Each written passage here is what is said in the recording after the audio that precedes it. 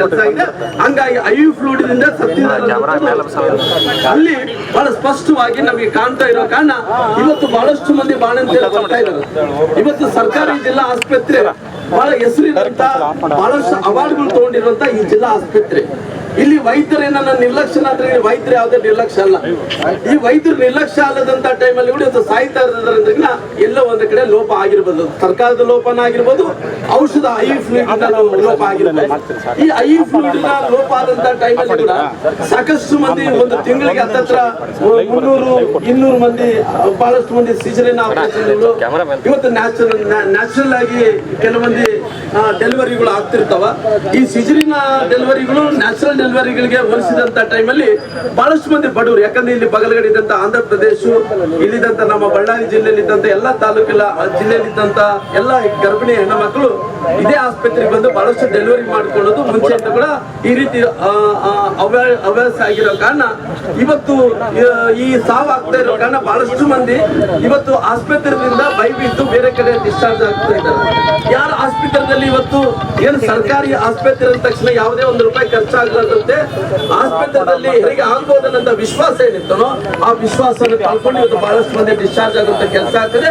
ಎಲ್ಲ ಒಂದು ಕಡೆ ಹೆಣ್ಣುಮಕ್ಕಳಿಗೆ, ಬಾಣಂತಿನ ಹೆಣ್ಣುಮಕ್ಕಳಿಗೆ ಭಯ ಪ್ರಾರಂಭ ಆಗಿದೆ.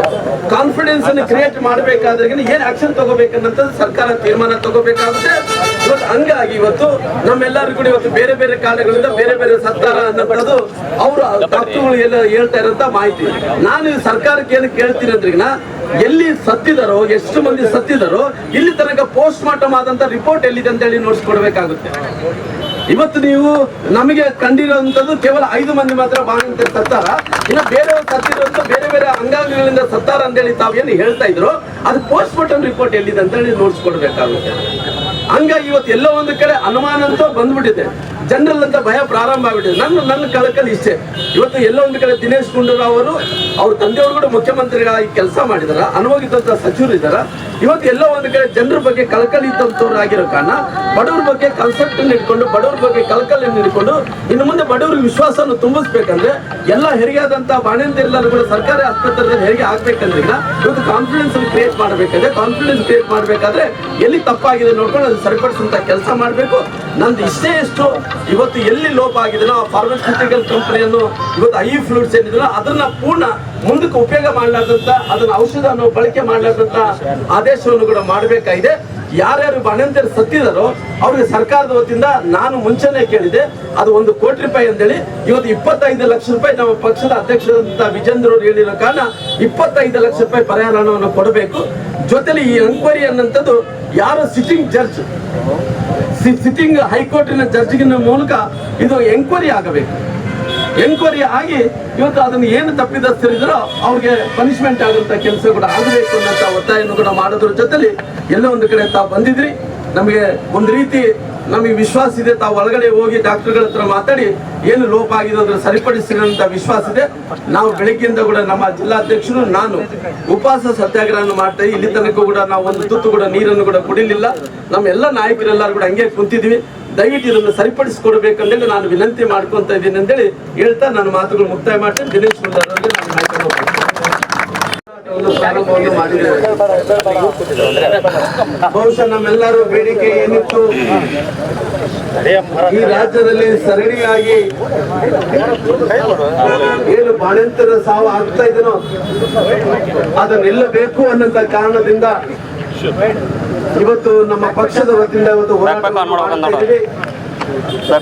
ನಮ್ಮೆಲ್ಲರ ಇಚ್ಛೆ ಎಲ್ಲೋ ಒಂದು ಕಡೆ ಆರೋಗ್ಯ ಮಂತ್ರಿಗಳಂತ ದಿನೇಶ್ ಗುಂಡೂರಾವ್ ಅವರು ರಾಜೀನಾಮೆ ಕೊಡೋದ್ರಿಂದ ಈ ಸಮಸ್ಯೆಗೋಸ್ಕರ ಪರಿಷ್ಕಾರ ಅಲ್ಲ. ಇದು ಎಲ್ಲ ಒಂದು ಕಡೆ ಸರಣಿಯಾಗಿ ಆಗ್ತಾ ಇರುವಂತಹ ಬಾಣಂತಿಯರ ಸಾವು ನಿಲ್ಲಬೇಕು ಅನ್ನೋಂಥದ್ದು ಹೋರಾಟ ಮೊದಲನೇ ಆದ್ಯತೆ ಆಗಿದೆ. ಹಂಗಾಗಿ ಇವತ್ತು ಅನೇಕ ವಿಚಾರಗಳನ್ನು ನಾವು ಅಧ್ಯಯನ ಮಾಡಿದಂತಹ ಸಂದರ್ಭದಲ್ಲಿ ಕೂಡ ಇವತ್ತು ಎಲ್ಲೋ ಒಂದು ಕಡೆ ಸರ್ಕಾರ ಮನಸ್ಸು ಮಾಡಿ ಸುಮಾರಾಗಿ ನಮಗೆ ಹತ್ತತ್ರ ಒಂದು ತಿಂಗಳಲ್ಲಿ ಇಲ್ಲಿ 5 ಮಂದಿ ಬಾಣಂತಿಯರು ಇವತ್ತು ಸಾವನ್ನು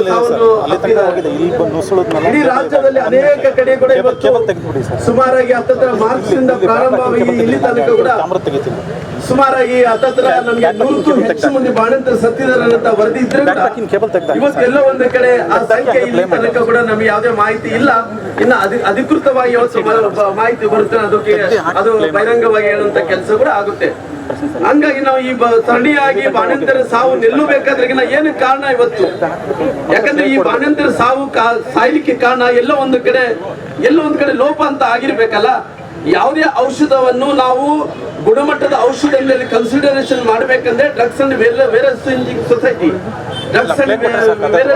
ಸೊಸೈಟಿನ ಅದನ್ನ ಪರೀಕ್ಷೆ ಮಾಡಿ ಪರೀಕ್ಷೆ ಮಾಡಿ ನಂತರ ಈ ಯೋಗ್ಯವಾದಂತ ಔಷಧ ಅಲ್ಲ ಅಂತ ತಿಳ್ಕೊಂಡು ಜನರಿಗೆ ಕೊಡುವಂತ ಔಷಧ ಆಗ್ಬೇಕಾಗಿತ್ತು.